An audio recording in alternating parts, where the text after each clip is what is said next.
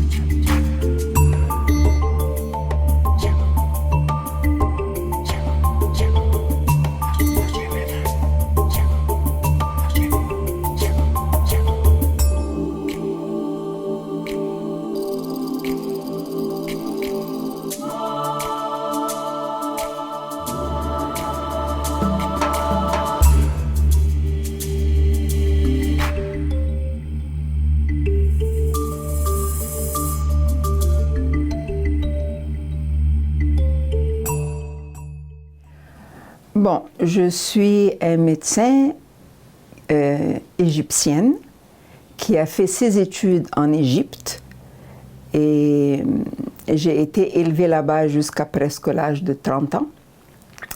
J'ai commencé mes études dans une école religieuse, c'est pour ça que je parlais le français avant de venir ici. J'ai terminé mes études de médecine là-bas. J'ai travaillé pendant 2 ans et demi, le temps de préparer mes papiers pour émigrer au Canada. Et j'ai choisi le Québec vu que j'avais déjà une formation de langue française. Donc, je n'avais pas besoin de m'adapter à une langue. Quand je suis arrivée ici, il me fallait faire toute mon équivalence, qui quand même a pris quasiment 3 ans pour me mettre à jour et pour être diplômée canadienne et aussi québécoise. Pour pouvoir faire ces études, il m'a fallu travailler des petites jobettes pour que je puisse, pendant que je fasse mon équivalence, que je puisse survivre à mes besoins. Et en fin du compte, j'ai fini par réussir mes examens. J'ai fait mon internat à la ville de Sherbrooke. Et quand j'ai terminé là-bas, j'ai commencé à penser à être médecin de famille. Et c'est là que je suis venue à Montréal. J'étais célibataire à ce moment-là. Et je connaissais mon mari, mais il travaillait ici, à Montréal. Donc, c'est pour ça que je ne me suis pas installée pour de bon là-bas, malgré qu'il y avait un besoin. Et je suis revenue vers Montréal, Laval, pour travailler. Bon, je travaille depuis 1984 à Montréal et à Laval, mais je travaille au CLSC Ruisseau-Papineau à Laval depuis 35 ans. Je fais de la médecine familiale, donc je m'occupe de tout âge. Et à Ville-Saint-Laurent, je travaille dans une clinique privée. Et comme je suis arabophone femme, je vois beaucoup de femmes musulmanes, arabophones, pour les examens gynécologiques, pour les enfants, pour leur parler qu'est-ce qui se passe ici, ce n'est pas comme dans notre pays. Je fais beaucoup plus, oui, je fais de la médecine, mais je fais beaucoup de social. Alors, c'était une partie très positive dans ma carrière, parce que je pense que j'apporte à ce monde-là un certain support, surtout que plusieurs d'entre elles ne parlent que l'arabe. Alors, ça c'est mon travail. Qu'est-ce que je fais d'autre? Pour arriver à subvenir à mes besoins, j'ai travaillé dans une usine à faire des soudures pendant 1 an, puis après ça, j'ai trouvé que c'est trop difficile d'être tout le temps debout pour travailler. Alors, j'ai changé de job, j'ai été chercher un autre domaine comme secrétaire. C'était plus facile parce que durant les périodes où on pouvait être assise, j'avais un livre de médecine, mais je ne pouvais pas dire que je suis en train de me préparer pour être médecin, sinon je n'aurais pas trouvé ces petits travaux. Ils allaient savoir que j'étais de passage et que je n'allais pas garder la job. Alors c'est ça qui s'est passé. Je faisais des petites jobettes jusqu'à ce qu'à un moment donné, j'ai réussi mon examen d'équivalence et là, c'est parti. Depuis 1981 que je suis ici, et depuis 1981 que j'ai fait mon équivalence, c'était un peu plus facile que présentement. Il n'y avait pas toutes ces, je ne vais pas dire ces limites. Et maintenant, autour de moi, il y a beaucoup de jeunes médecins qui me demandent comment j'ai fait pour passer à travers. Ben, c'est surtout la détermination. J'ai été déterminée à être médecin ici. Si je retourne en arrière, ça fait 45 ans que je suis médecin. À part les études, je ne savais rien faire d'autre. Donc, si je n'allais pas réussir, ben, je ne sais pas où est-ce que je serais aujourd'hui. Et c'est pour ça que c'est ma détermination et ma tête dure qui a fait que j'ai tenu bon pour étudier et passer à travers ça, malgré les quelques difficultés que j'ai rencontrées. Et ça, c'est mon passage ici, mais je trouve que la partie la plus importante, c'est effectivement, je ne dénigre pas le travail que je fais au CLSC, mais c'est surtout le travail que je fais avec les arabophones à Ville-Saint-Laurent, qui sont un travail, je pense, demandant et demandé. Oh, ça a été très facile. Je pense que le fait que je suis venue ici, non pas de passage, mais que je suis venue pour m'installer.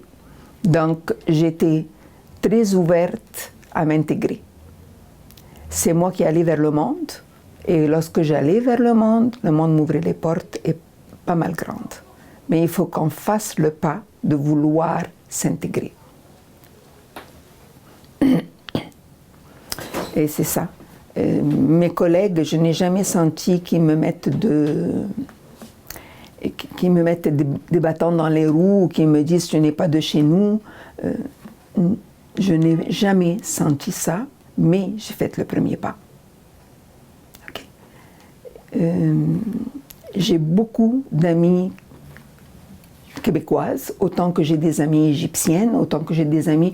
Je ne pense pas que, quand je les considère amis, je ne les mets pas en catégorie de pays, de langue, j'ai des amis et c'est tout, et ils viennent de partout. On travaille à Ville-Saint-Laurent avec les arabophones. Ça, c'est la partie la plus palpable, parce que je savais que ce monde-là n'avait rien d'autre, ne pouvait pas aller ailleurs. Tandis qu'ici, oui, je rends service, oui, je donne de la médecine, et je pense que je donne de la bonne médecine, mais ce monde-là qui parle d'autres langues peuvent se trouver quelqu'un d'autre, tandis qu'à Montréal, c'est effectivement un travail que j'apprécie beaucoup. Mon plus grand rêve, ben c'est drôle que vous me demandez ça, vous me parlez d'un rêve personnel. C'est drôle que vous me parlez de mon rêve personnel. Dans 4 mois, je prends ma retraite, après 45 ans de pratique médicale. Alors mon rêve, c'est de m'occuper de moi un petit peu, autant que je me suis occupée pendant 45 ans des autres.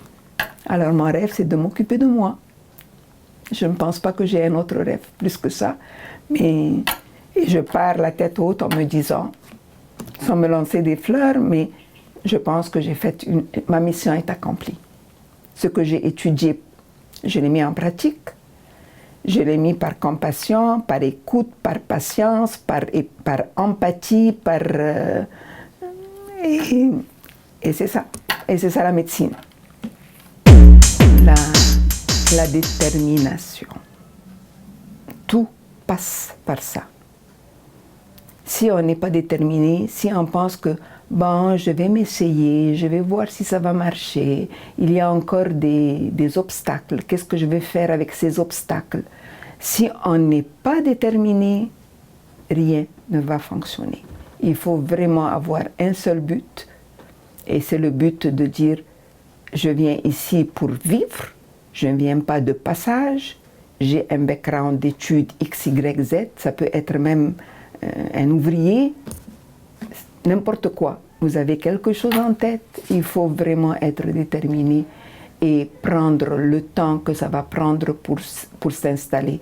Moi, à un moment donné, je me disais, ça fait 4 ans que j'essaye et ça ne marche pas, je vais retourner en Égypte. Et puis, quand j'ai commencé à penser comme ça, que j'ai une petite porte en arrière, j'ai trouvé que je suis en train de perdre mon temps et qu'il faut que cette porte se ferme dans ce domaine pour que je puisse continuer à avancer ici. Et j'ai fini par aboutir à mon but. J'adore marcher. Tous les jours, lorsque j'ai des patients, pas des patients qui m'attendent à l'extérieur, mais disons, l'heure de dîner, c'est 15 minutes de marche, non, 15 minutes de repas et une demi-heure de marche, peu importe le temps. Je déteste l'hiver, je suis quelqu'un qui vient de pays chauds, mais j'essaye de m'habiller convenablement, je sors à l'extérieur, je fais ma marche, et même parfois l'hiver, je me dis qu'est-ce que je fais dans ce pays à cause de ce froid, mais 2 minutes plus tard, j'embarque dans ma marche et ça me donne de l'énergie pour revenir travailler. C'est ma ressource. Et c'est une période où je suis seule avec moi-même. Et ça me fait du bien.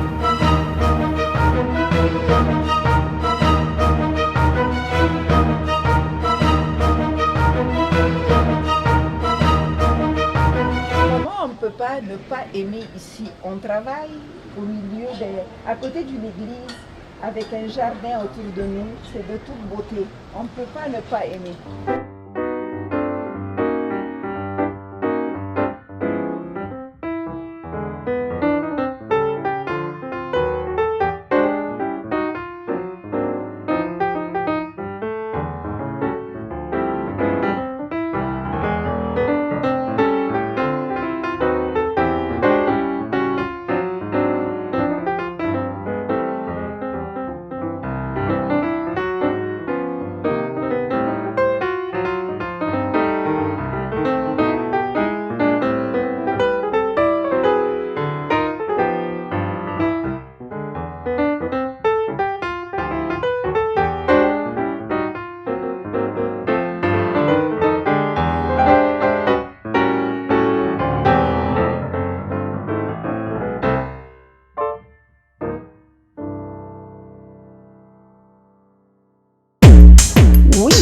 J'aime beaucoup bricoler.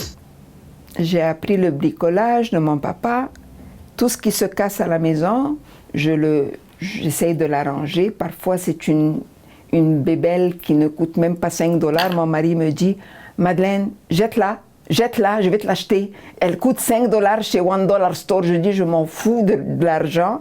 C'est le plaisir de l'arranger et qu'elle fonctionne. Et je peux passer 5 heures à mettre 2 petits fils un à côté de l'autre pour voir pourquoi elle ne fonctionne pas et comment elle doit fonctionner. Et là, ça aussi c'est un autre moyen. Je suis avec moi-même, avec la machine, je ne pense pas aux autres. Sinon, je vis avec des patients dans ma tête. Je pars à la maison, oui, mais qu'est-ce que je vais faire avec lui ou elle ou comment? Je ne vous dis pas ça tous les jours, mais souvent, ils sont dans ma tête. Et la seule façon de m'éloigner et de faire le vide, c'est ou marcher dans la nature, ou bricoler des choses et me casser la tête dans de la mécanique que je ne comprends pas, mais que j'essaie de comprendre par moi-même, autodidacte. La première fois que Cheney m'en a parlé, j'ai dit non, je n'aime pas ça, j'aime pas ça, j'aime pas ça. Puis il m'est revenu de nouveau, il m'a dit, nous insistons à que vous soyez là. J'ai dit, je vais y penser. Puis après ça, quand il fallait que j'écrive mes qualités et tout ce que j'ai fait, j'ai dit non, c'est trop me mettre en évidence, non, je ne serai pas capable. Et là, la preuve. Vous avez insisté, il a insisté, j'ai fini par accepter, je ne sais pas comment, la preuve que je suis là en train de vous parler. Oui, c'est un grand pays, c'est une grande province qui nous reçoit et qui nous reçoit les bras ouverts. Oui, il y a des étapes à franchir, c'est pas toujours rose. Si on a la détermination, on va finir par monter échelle par échelle pour arriver à ce que nous voulons. Nous voulons. Mais la première étape, c'est de s'intégrer.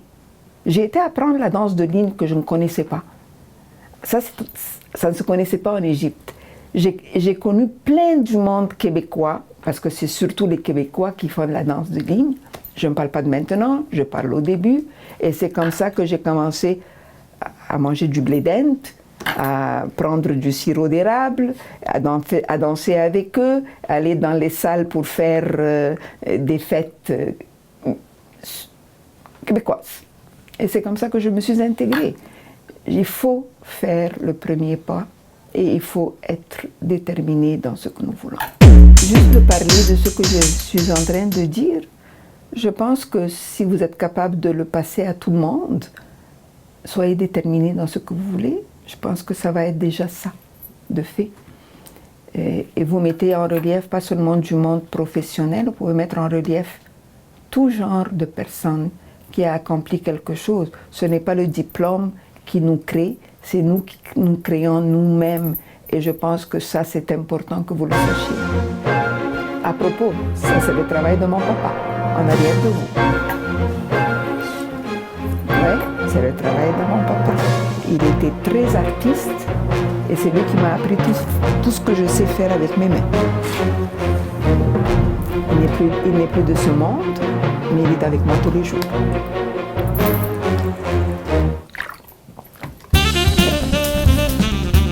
Je vais vous raconter une petite anecdote d'une femme que j'ai connue ici. C'est une madame de 60-65 ans. C'était la première fois que je la vois. Et puis,